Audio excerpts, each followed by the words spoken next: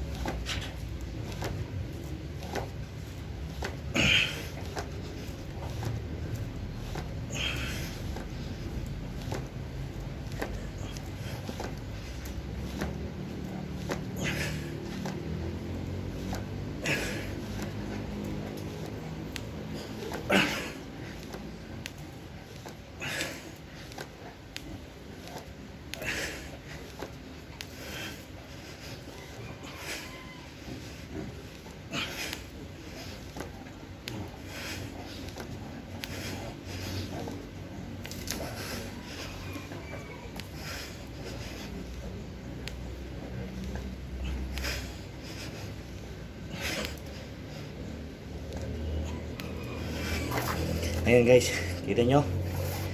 Ayan. Yan muna. Ganun. Cut ko muna guys ha.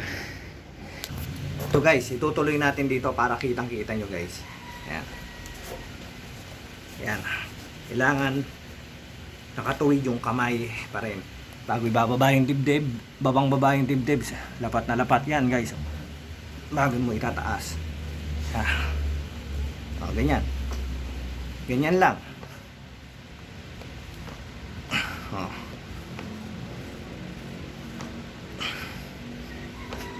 Naririnig natin yung lapat ng tiyan at dibdib sa baba.